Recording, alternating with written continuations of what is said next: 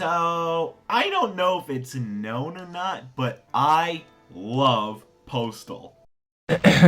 Yeah, may or may not have been obvious, seeing I've made a whopping nearly 17 videos about the game. But one thing I love more than Postal is beta content in video games. I just love seeing what was supposed to be or not to be. That is the question, you see. So one day, as I was checking out the cutting room floor for the 400th time looking at all the Postal content, I just thought, hey, what if I made videos talking about Postal's beta history?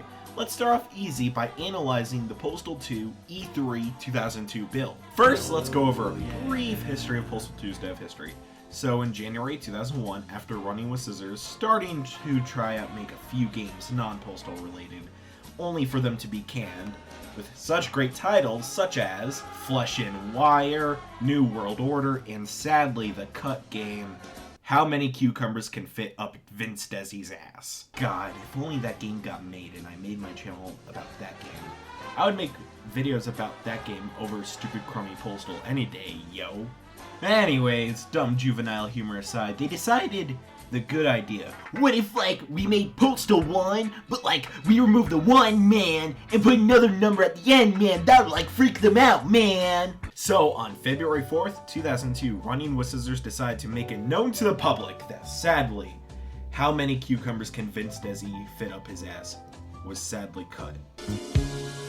El muchacho de los ojos tristes vive solo y necesita amor, como el aire necesita verme, como a solo necesito yo.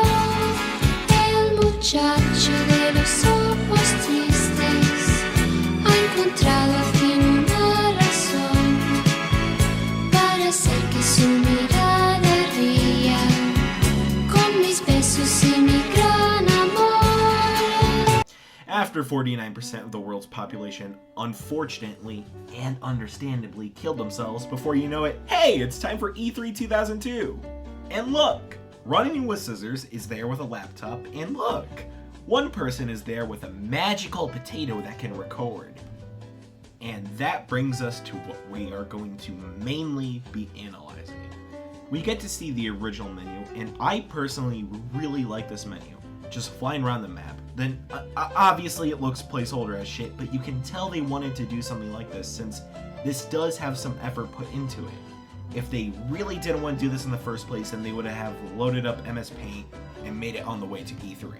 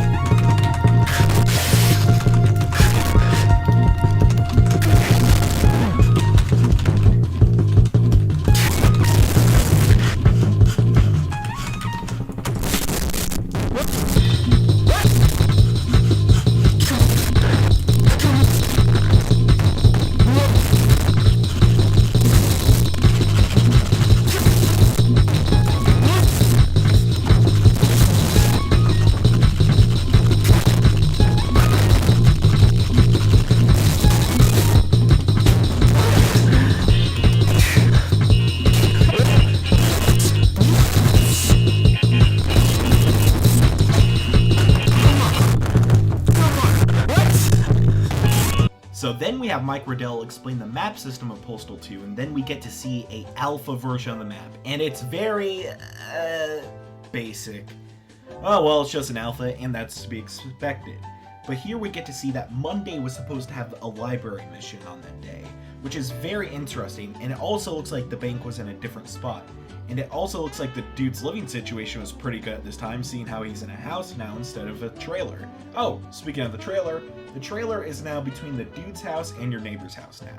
So the person recording this walks around and we already get to know some differences, such as the dude was supposed to have a cat. In the house, if we can find, he has a cat. The M16 looked way better in my opinion. There's a car parked down the driveway where you walk to enter paradise. And the super cool fact that I bet people will violently shit their pants upon hearing this, the house next to your neighbor's house had another door. Say what? So Mike hollers for help, and we hear Steve Wick call for Nathan Fouts so Mike can show off the napalm launcher. Which I guess that means we were supposed to get on Monday since items spawn in certain places on each day. But then Steve, excited to show off the future of gaming, shows off the piss feature. And we also hear that the pissing sound had a different sound. So you can really pee everywhere you want. So Nate directs Mike to the ATF squatting house where we see small things are different, such as furniture, and there's another door and different placements of stuff. And also here we get to see the original and frankly better design of the gas can. We also see in the backyard area of the ATF house and the crack dealer house is that the wall had a different layout. We see Mike demonstrate the gasoline mechanic before touching the fire and accidentally killing him. We see Mike load into what he calls the parade level, but we all know that this is just the area with the librarian Lucky Ganesh. But here we see the marching band had elephants with them, and they also wore red, and we can also assume by this is that they were supposed to come on Monday rather than Tuesday. After that, Mike shows us the running with scissors level, and here we see that everything is completely different. I really like this layout. It was really nice and big looking. And then we get a quick sneak peek of the old running with scissors office, and it was very, how do you say? I'm blue, I would need, I would die, I would need, I would die, I would need, I would die, I would need, I would die, I would need, I would die, I would need, I would die, I would need, I would die. Anyways, then we see the old Vince office where they explain that the dialogue of Vince saying to you, "Nothing personal, man, but you're fired," isn't in this build yet. So then the usual stuff happens, violent protesters raid the office, yada yada yada.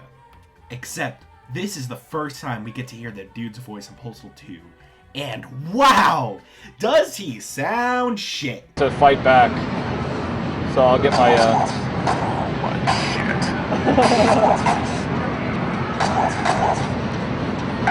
Dude, I don't have a weapon. I can't get a weapon in here, unfortunately.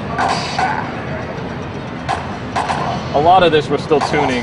He sounds so slow, like he's faking a deep voice. I'm so glad that Rick got a chance to re-record his lines, because seriously, he sounds awful. But if you notice closely, the dude does this weird grabbing animation, and we can only speculate what this was. Me personally, I think it was just possibly a bug, but I don't know, because I don't know. You don't know. She doesn't know. We all don't know. So then we have a hard cut, sadly meaning a good chunk of the footage is lost. Completely fucking gone. I tried searching effortlessly the entire time researching for this video. It's fucking gone. Sorry. But anyways, we see them in the same map as the bank. Mike talks about how you could do things violent and non-violent, and we see that this area was a lot more different. Way more larger, there's supposed to be smoke towers in the background. Jacked on / jacked off had a different building design. And this weird wall thing where the bush area was supposed to be. And then we get to one of the coolest, most useless things they cut, and that was the playground area. Now then, I can see why this was cut, as it was a basic fucking tech demo to show off the physics in the game. But then again, what other fucking games didn't have some stupid bullshit like this? We also get to hear the placeholder line for the get down lines, which sounds like someone with a cold in their closet saying into their Xbox Live mic chat. Take out your gun and clear out the line. So we can also tell them all to get down. After that, Mike complains about the 10th time that he can't find weapons, and that's it. That's basically the video. So yeah, a lot of differences for a short video, but we're not done yet. I want to highlight some cool things to you from an article from May 24th, 2002, the last day of E3 2002, and March 21st, 2002, which reads, "Running with scissors dropped by GameSpot's booth today, with a laptop loaded with a build of Postal 2, and we were able to get a good look at some of the game's general gameplay. As we mentioned in our first preview of the game, Postal 2 revolves around a series of menial tasks, such as the trip to the store to buy some milk, or picking up and cashing your check. The entire game is AI driven, so it's entirely possible to perform these tasks without resorting to violence.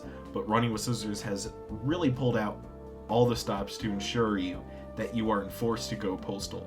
For example, that simple trip to the bank would involve a 20-minute wait to get to the teller, who may just decide to go for a cigarette break as you get there. The Postal 2 game world is pretty large, and every character has his or her own AI general routine. So if you wanted to stalk that bank teller and wait for her to get home and then attack her, it's entirely up to you. That's very interesting, seeing how the bank teller was supposed to go on a cigarette break. And let us go to our final article from March 21st, 2002. Unlike in other first-person shooters, you won't progress through these levels in a linear fashion. Instead, you get a list of 4 chores that need to be completed within 1 day in the game. How you choose to accomplish these 4 errands is entirely up to you, but you won't be allowed to move on to the second day until either their criteria has been satisfied. I'm fucking leaving it, I'm so fucking tired. Satisfied.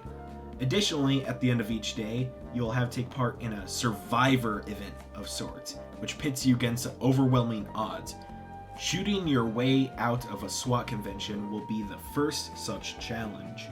Additionally, there will be several unique characters whom you'll run into, including policewoman Consuela, Peiko the junkyard entrepreneur, and Military Stu. The only person who survived from that list was Peiko. Later changed to Chico, but maybe he had more to do since, he did have a name and all.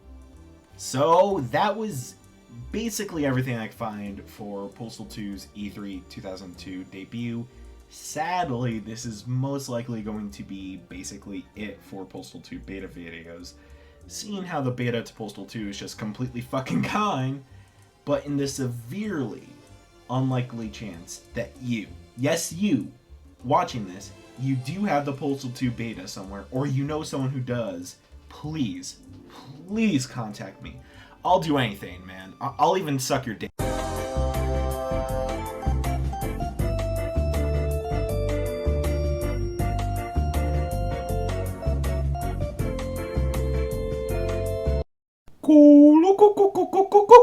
My balls, your chest!